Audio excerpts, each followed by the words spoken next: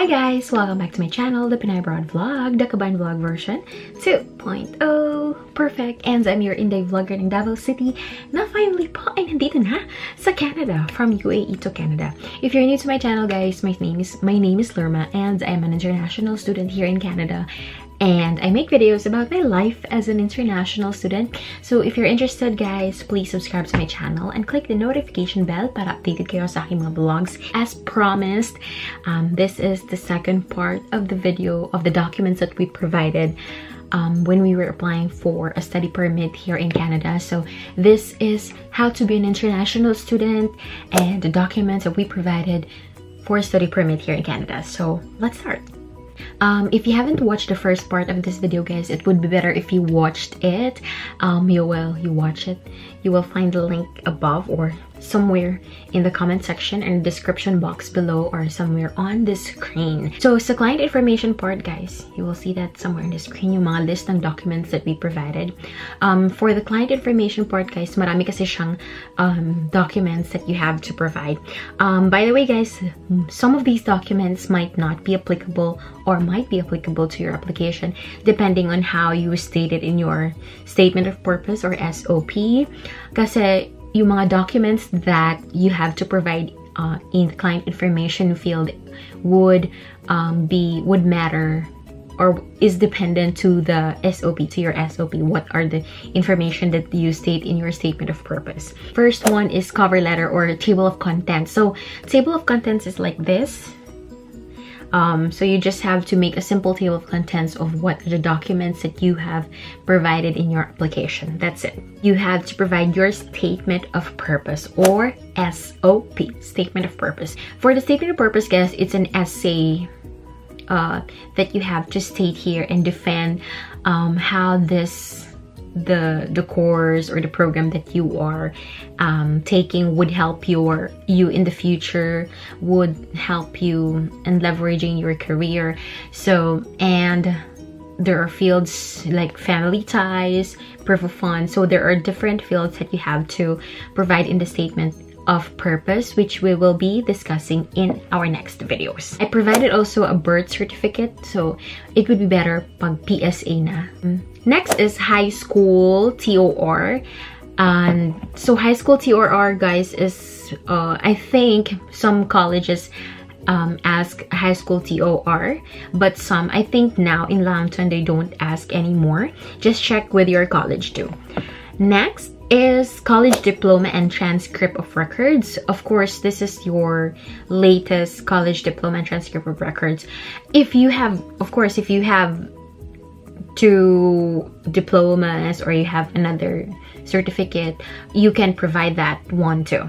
Next is Dean's Lister certificate, CHAR. So Dean's Lister certificate is in my college because I was a Dean's Lister before in few semesters, so I provided that one.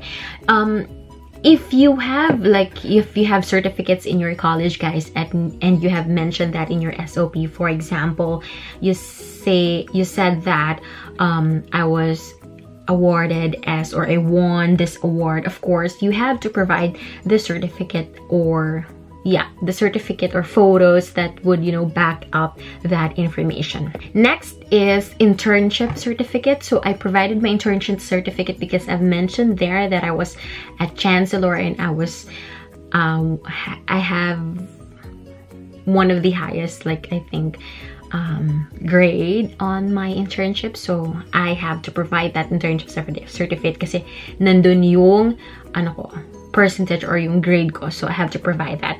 Next is curriculum vitae or resume. So of course you have to provide your resume guys. As I've mentioned, right, sa SOP you have to defend that this course or program would help you in your career development so that you will have a leverage, you have an edge to other applicants in the future. Next is my TV5 certificate of employment and photos and employment ID.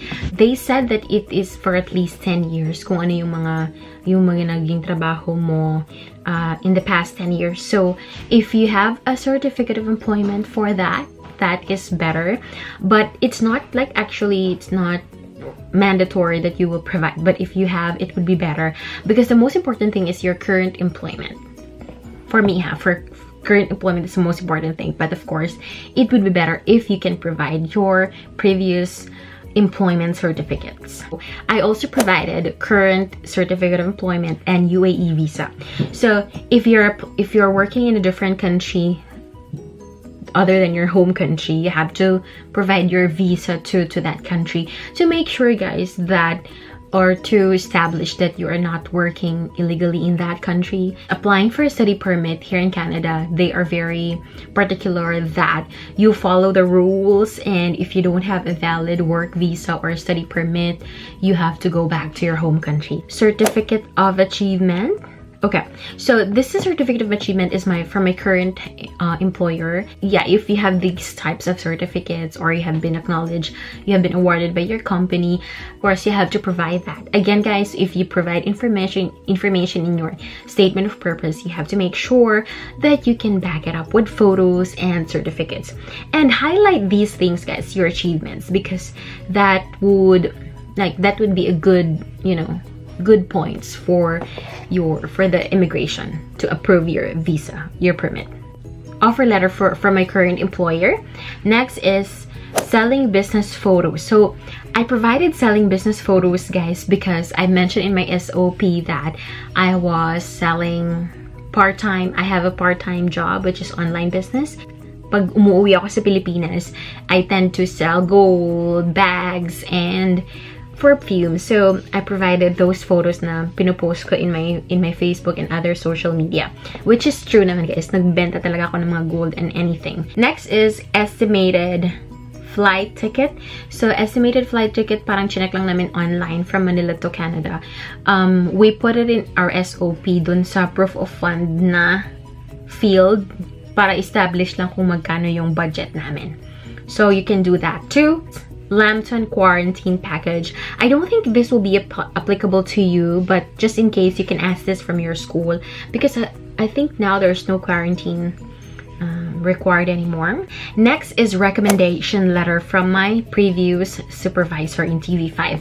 So recommendation letter, guys, I stated in my statement of purpose that my previous employer has the possibility of hiring me again if I finish this program. So since I state that in my statement of purpose, I back it up with a recommendation letter from my previous TV5 supervisor. Remittance receipt. Okay, so I provided remittance receipt as well, because when I was working in the UAE, supposedly I'm going for good after my contract. So I provided a remittance receipt because I was sending money to the Philippines to start my business. So I provided those copies of my remittance receipt. International travels and family pictures. When you're applying for a study permit in Canada, guys, family ties is very important. So it would be better if you can show through pictures and anything that you're close with your family. And if you have time, you always make sure that you bond with them. NBI and police clearance. So for NBI and police clearance, guys, I would recommend that you will get it like last, in your last part of getting your documents, because I think it would be it's recommended that it's valid for at least 3 months upon your application, or it's fresh. There are cases, guys, that people were asked again. For example, their NBI was already 9 months or 6 months. May mga cases that they were asked again to get a NBI or police clearance. So make sure na lang na fresh siya and bago siya. Flight tickets and hotel bookings during travels, because I've mentioned that I have traveled to Malaysia and Singapore before, so I provided those hotel bookings and flight tickets. Second to the last is deed of donation. So for the deed of donation, guys, my parents has a small land, and I mentioned that they will give me a part of that land, so I have provided a deed of donation. So if you have lands, titles, if you have mga properties, you can provide that too, guys, kasi magiging maganda din siya na may na-establish na kayong property sa Pilipinas, And maganda siya sa, sa reputasyon, sa record mo. So, they would know that you're really very good in handling money and you're investing into something. So, nag-provide ako ng deed of donation.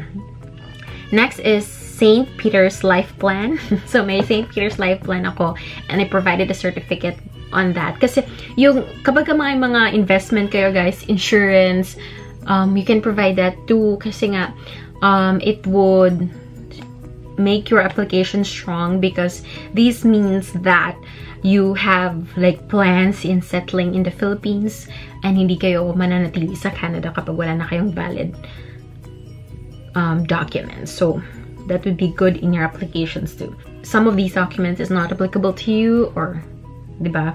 Depende din siya sa pag-state mo in your statement of purpose. Again, tip, whatever you say in your statement of purpose, you have to make sure that you can back it up with documents, photos, or anything. Highlight your achievements, guys, in your statement of purpose, and make sure that your family ties is very strong in your home country or in the Philippines. We will talk more about how to do a statement of purpose in my next videos. I think that's it, guys. If you have questions, comments, suggestions for my next video, you can DM me in my Instagram account, Pinay Broad Vlogs, and my Facebook page, Pinay Broad Vlog too. I think that's it, guys. So follow me there in my Instagram too. Bye! See you next time.